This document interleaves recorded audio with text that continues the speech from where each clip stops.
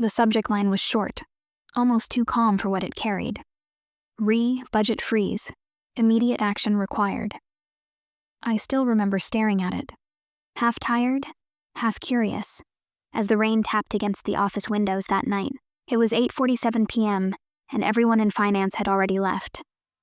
Everyone, except me. My boss, Martin, had sent that email to me and a few department heads earlier that day, declaring a temporary freeze on all outgoing wires above $10,000. He blamed market uncertainty, but something about it didn't sit right. Martin was the kind of man who smiled too wide when he lied, who wrapped greed in polite words and made you thank him for it. That night, as I reconciled the end-of-quarter accounts, I noticed something odd. A wire transfer scheduled for $300,000 to a consultancy I'd never seen before. Meyer Solutions Limited. The name wasn't on our vendor list. The approval? Signed by Martin himself, dated just 12 minutes before his freeze email. At first, I thought it was a mistake. Maybe a timing issue in the system. But when I opened the attached invoice, my stomach tightened. The address led nowhere. The phone number didn't exist. And the tax ID belonged to a shell company registered just a month ago. I sat there in silence, the hum of the fluorescent lights suddenly deafening. Martin had frozen the wires for everyone else, but not for himself. He was using the freeze as a smokescreen, funneling money out before anyone could notice. I leaned back, watching his email again. Immediate freeze, no exceptions. His words echoed in my mind. No exceptions, unless you're the one writing the rules. I knew what I had to do, not impulsively, not emotionally, carefully. If I confronted him directly, he'd bury me before morning. If I ignored it, I'd become complicit. And if I played this right, I could bring him down.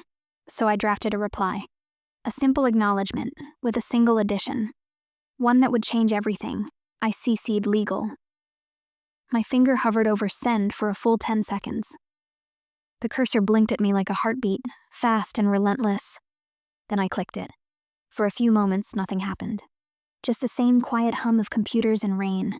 But then, one new email notification blinked at the corner of my screen.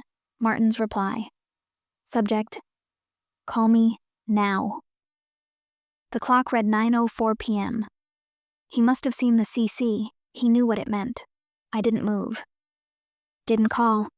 Didn't reply. I just sat there, listening to the storm outside, knowing I'd just lit a fuse that couldn't be undone. What I didn't realize then was that the $300K wire was just the beginning. What Martin had buried beneath that transaction would reach far deeper, through boardrooms, hidden accounts, and lies polished enough to pass audits. And by the time it was over, it wouldn't just be his career on the line, it would be mine too. Because once you CC legal, there's no turning back. The next morning carried a weight I couldn't shake. The office smelled like cold coffee and recycled air. People moved through the halls with the same polite indifference they wore every day, until legal showed up. They didn't storm in with files and subpoenas.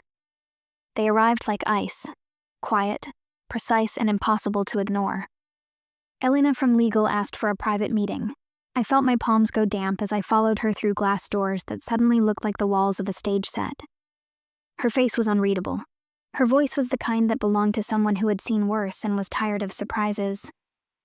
"We need your account of the Meyer wire," she said without preamble. Her laptop was open, an email thread already highlighted. I told the truth, but not everything. I had to be careful. Too much, too soon. And they could make me the villain or the whistleblower who'd acted without proof. I gave them the facts. The invoice, the registration that led to nowhere, the timing of Martin's signature. Elena took notes like a surgeon marking an incision. Word moved faster than I expected. By noon, whispers followed me down the corridors. The IT team pinged me with a formal request for access logs. Someone from procurement asked if Meyer had ever submitted a W-9. My calendar filled with polite-sounding meetings that meant one thing.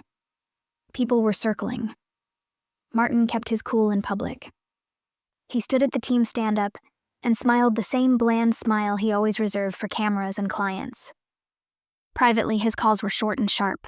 He called my desk twice, then sent a text that read like a thinly veiled threat. "Stick to your role. Don't make this political." I stared at that message until the words blurred. I knew the politics. I also knew the terrain. Our finance group was small and tight, and Martin had allies in audit and procurement who owed him favors.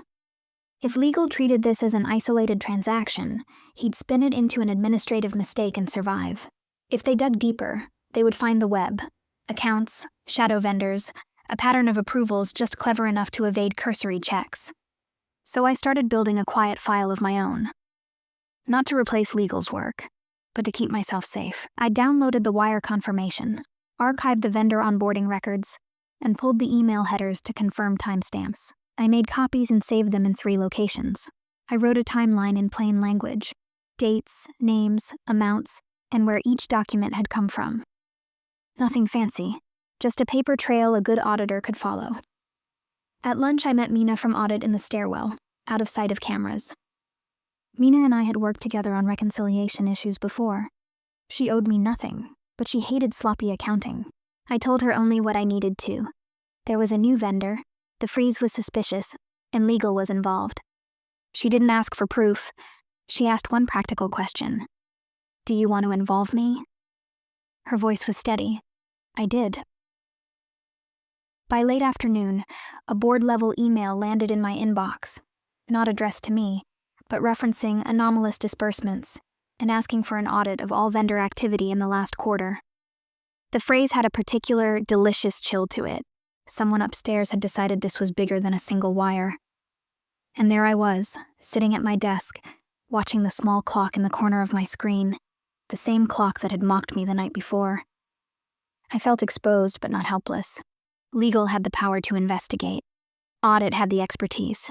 But power often hides behind patience, and patience favors the well-prepared. I reminded myself of the rules I lived by in finance. Document everything, assume nothing, and never, ever let emotion dictate actions. The CC to legal had been a scalpel, precise and surgical. Now the body was on the table. The question was, who would pull the sheets back first, and what they'd find underneath.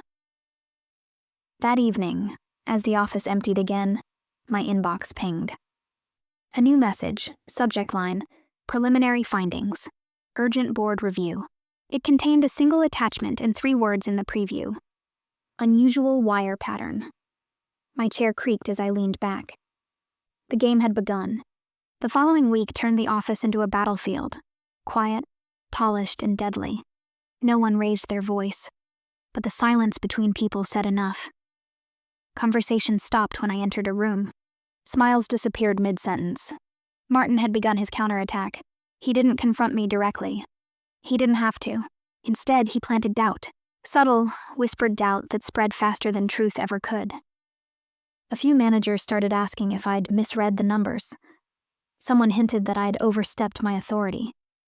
The same people who once praised my diligence now avoided eye contact. I could almost hear Martin's voice behind it all. Smooth, reasonable, poison wrapped in charm. He was smart.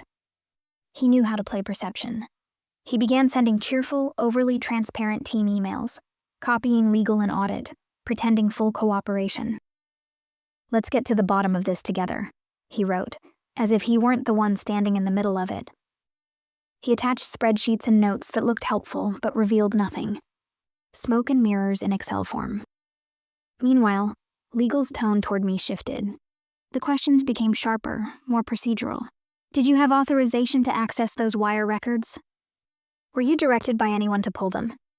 They weren't accusing me outright, but they were testing the waters, wondering if I had crossed a compliance line that could make this whole thing my fault. I realized then what Martin's real strategy was: discredit the witness. If he could make me look reckless, legal would hesitate, audit would back off, and the board would call it an internal misunderstanding. He'd walk away clean. Mina from audit stayed my only quiet ally. Late one evening, she found me in the break room, pouring what must have been my 5th coffee. She slid a USB across the table. "Pattern analysis," she said softly. "You didn't hear it from me." I opened it that night at home. The file showed every wire transfer Martin had authorized over the last 8 months. Most were legitimate, but 5 stood out. All routed to different shell vendors, all with the same registration agent, all within 48 hours of quarter-close periods. Together, they totaled nearly 1.8 million. My hands trembled as I scrolled, but exposing that data meant risking everything. If I leaked it, I'd break confidentiality. If I waited, Martin could erase it. And the more time passed, the stronger his story became. Then came the staff meeting. Martin gathered the department, his tone grave and performative. "We're conducting a full audit," he said. "It's come to my attention that some individuals may have accessed restricted data during this process." His eyes flicked toward me, just for a second, but everyone saw. He didn't name me. He didn't have to. That night, I found my access to the finance server restricted. My login returned an insufficient privileges message. It was his move, subtle and brutal. He'd quietly cut off my visibility while keeping the illusion of order.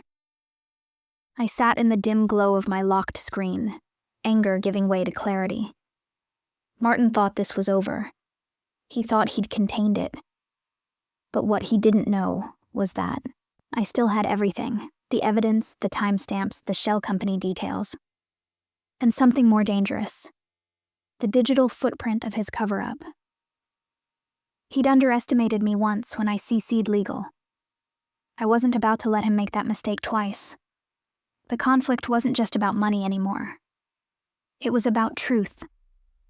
Who could control it, bend it, or erase it? And I had just decided that if Martin wanted a war fought in silence, I'd give him one. Only this time, I wouldn't be the one caught in the shadows. The betrayal didn't come as a single strike. It arrived in fragments. One meeting, one whisper, one email at a time, until the entire floor seemed to tilt beneath me. It began on a Wednesday morning, when Elena from legal called me into her office again. Her tone was calm, clipped, too calm. She handed me a printed memo stamped, "Confidential, Internal Review." The words blurred for a second as I read. It wasn't about Martin. It was about me. The company had launched a secondary investigation into potential breach of data handling protocols and unauthorized access to financial systems. The very documents I'd pulled to protect myself, the ones showing Martin's wires, were now being used as grounds to accuse me. I looked up at her, searching for some trace of humanity behind the polished corporate mask. "You think I fabricated this?" I asked quietly. She sighed, eyes darting toward the glass wall before replying. "I don't think anything. But someone upstairs is trying to frame this as procedural misconduct. Until this clears, you're suspended from system access and project work." Suspended. The word hit harder than I expected. Not fired, just frozen. Conveniently, the same way Martin had described his wire directive. As I packed my laptop and ID card into the small security envelope she offered, I caught sight of Martin standing by the elevator. He wasn't smiling, but his eyes told the story. Control had shifted. Again. For the next 3 days, I was invisible. My emails auto-forwarded to HR, my phone access revoked, my keycard deactivated. The company that once relied on me to track millions in transactions now treated me like a liability. On the second evening, Mina called. Her voice was low, cautious. "They're scrubbing your audit trails," she said. It was told to delete redundant logs from Q2. That includes the files linked to Meyer Solutions. I sat there in my apartment, the city lights flickering across my walls like silent witnesses. "So it's a purge," I whispered. "Worse," she replied. "They're editing the backups." It was a cleanup operation, systematic and deliberate. Martin was erasing his fingerprints, rewriting the past while I was locked out of the present. He knew the board review was coming up in 10 days, and if the evidence disappeared before then, he'd walk out spotless. But that wasn't the part that hurt the most. That came the next morning. I received a call from HR, not the usual generic voice, but her. Angela, my mentor. The one who had recommended me for the role 2 years ago. The one who'd taught me how to navigate politics without losing my integrity. "Can we talk?" she said softly.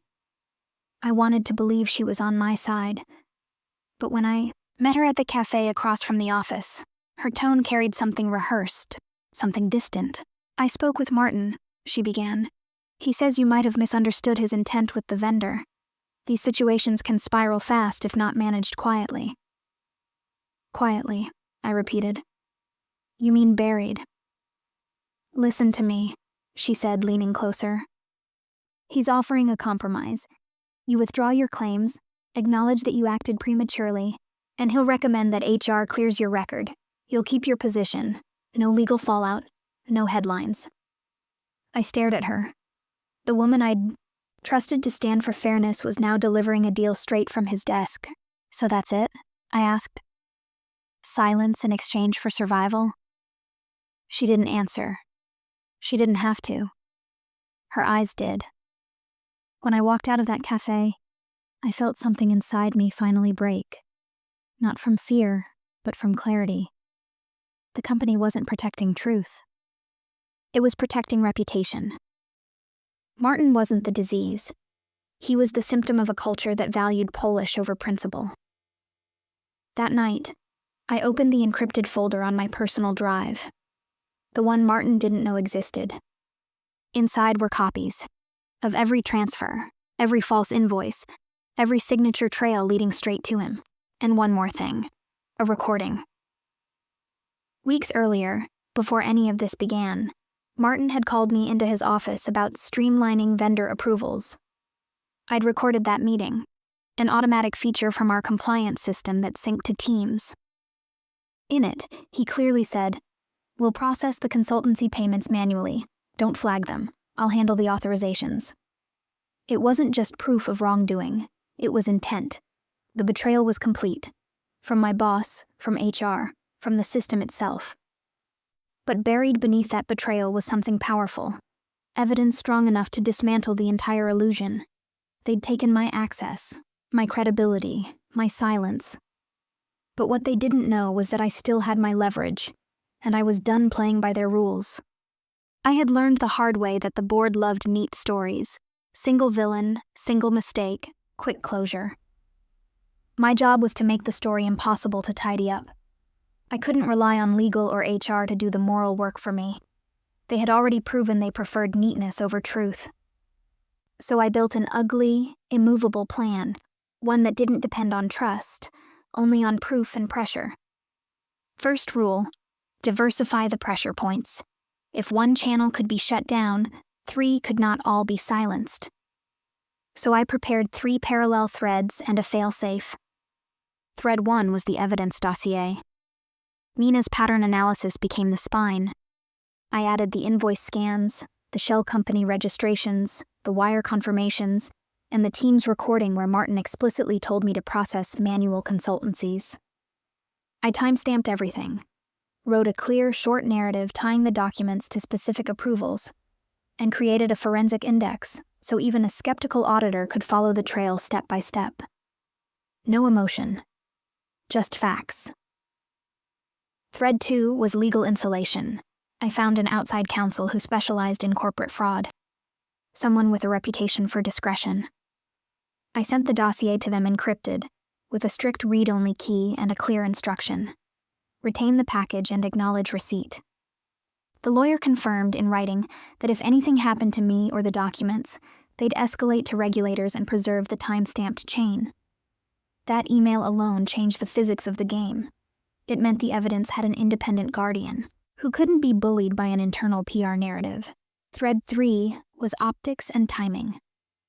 Martin thrived on controlling storylines. So I created one he couldn't control, a scheduled board probe. I wrote a concise memo, evidence-based, non-accusatory, and sent it to a single board member I knew had a history of aggressive oversight. Not a public post, not a leak. A measured, professional request for an urgent committee review of anomalous vendor activity. The memo contained only enough to compel action, not to inflame. I copied the outside counsel in blind, BCC, so there was a legal witness to the submission. The failsafe was the one thing that made Martin truly uneasy. Distribution. I uploaded an encrypted copy of the dossier to 3 secure locations: an independent cloud vault, the outside counsel, and an investigative journalist I trusted from a past audit story. Each copy required different keys and different triggers for release. I set a simple dead man condition.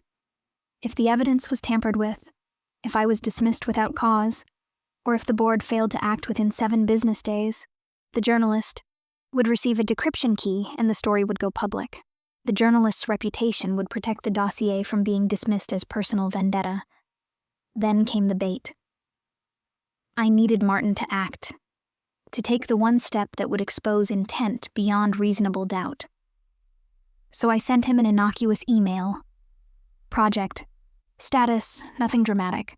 Asking for his sign-off on a small routine consultancy payment. It was a courtesy. A way to reopen his pattern without sounding like a trap. I copied Elena from legal on the message, but in a way that looked procedural, not accusatory. My goal wasn't to ambush him in public. My goal was to give him the opportunity to prove himself innocent and watch him choose the opposite. He bit. Within hours, he replied with the same cavalier instruction he used before. Authorize, process, don't escalate. He signed the confirmation with language almost identical to the earlier recording. I saved his reply, downloaded the server, logs, and watched the timestamps line up like a confession. With everything bundled, I delivered the dossier to the board member and the outside counsel at the same time. The board member escalated it to the audit committee. The outside counsel froze any further deletions by sending a legal hold to IT. For the first time since the wires began, the system bullied back. Martin realized he was no longer the only one holding the narrative. He lashed out. Rumors, threats, a frantic attempt to discredit me through HR and her old contacts. Angela called again, pleading, bargaining. Her voice sounded smaller now, the rehearsed calm crumbling. When she offered compromise, I told her the truth. I had already distributed the evidence. There was no compromise left to negotiate. The day the audit committee convened, Martin walked into the room with the same bland smile he used for clients. But this time, the room had copies of the dossier on every seat. Mina testified about the patterns. The outside counsel explained the legal hold. Elena, who had once warned me about procedure, sat with a face I didn't recognize, closer to anger than indifference. When the first slide displayed the timeline of payments and approvals, you could hear a pin drop. The audit report was clinical and merciless.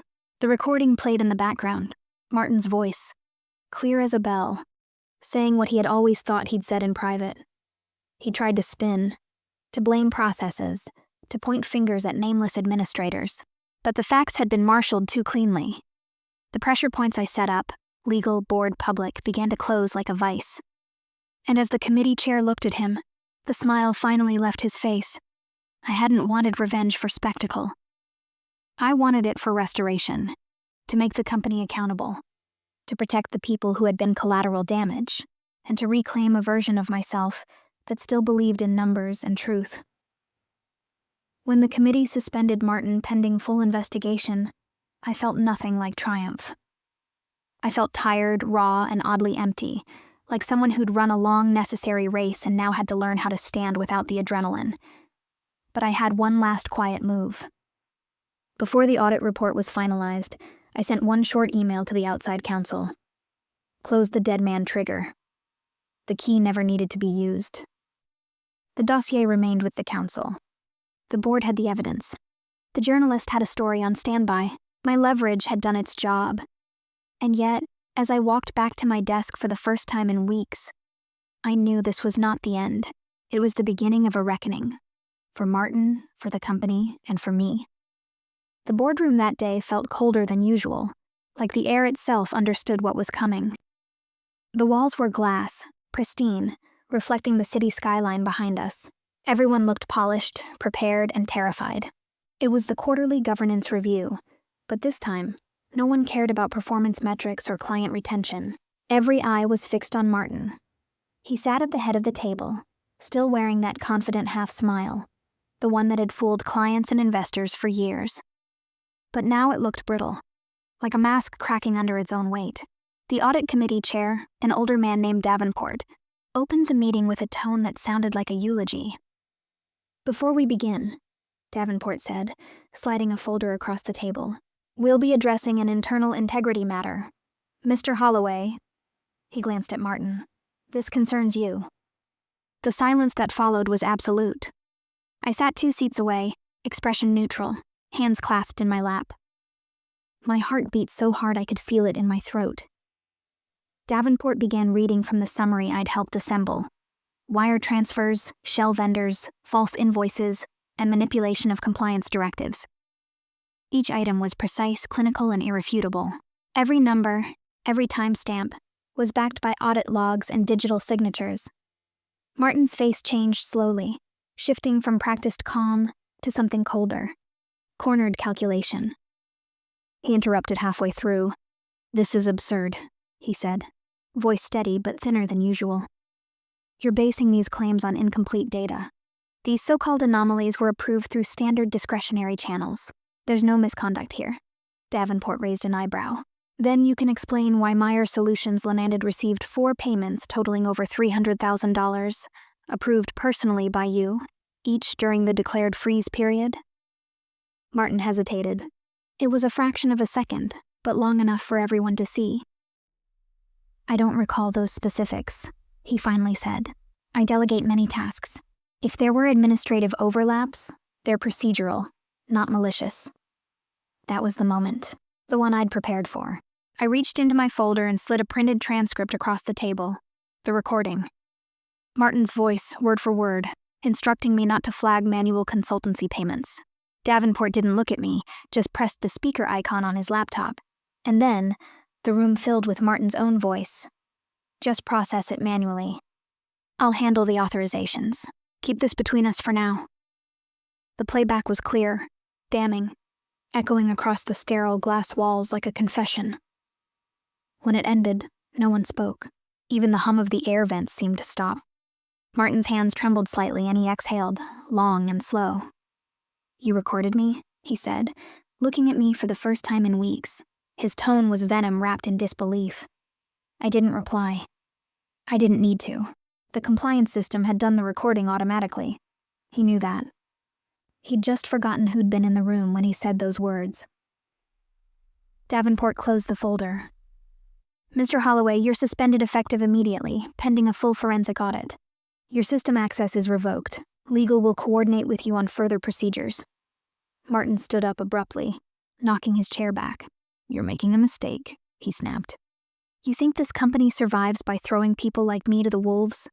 You have no idea what clients I've—" "Enough," Davenport said quietly. "This meeting is adjourned."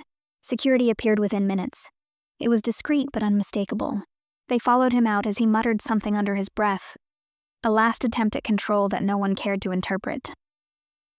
I stayed seated long after the room emptied, staring at the glass table where the evidence lay like shattered truth. Mina walked in softly, setting a cup of water beside me. "It's done," she whispered. I wanted to believe that. But deep down, I knew this kind of power didn't just vanish, it relocated. Men like Martin always had escape routes. He'd deny, stall, threaten, and maybe even try to drag others down with him, and I was still there. His witness, his liability. That evening, I received an email from an unknown address. No subject, no body, just an attachment. I scanned it for malware, clean. When I opened it, I froze. It was a PDF, a printout of an HR document dated that morning. Proposed reorganization, finance department. My position was listed under role reductions pending review. Even after everything, after exposing him, after the board hearing, he still had one move left. Someone, somewhere, was trying to erase the last person who could connect all the dots. But I wasn't the same employee who sat quietly under fluorescent lights waiting for fairness. That night, I opened my encrypted folder again, updated the dossier, and attached the HR document. Then I wrote one final email to the entire board. If this is retaliation, it won't stay internal. No threats. No emotion. Just the truth, and the promise of daylight. The next morning, the company woke up to the storm it had tried to contain. The board called an emergency session. Legal escalated to external auditors. The press caught a whisper of financial misconduct under review. Martin's empire of polished lies had finally started to crumble, not with shouting, not with vengeance, but with precision. And as I watched the building's glass facade reflect the morning sun, I realized the truth had finally breached its way through.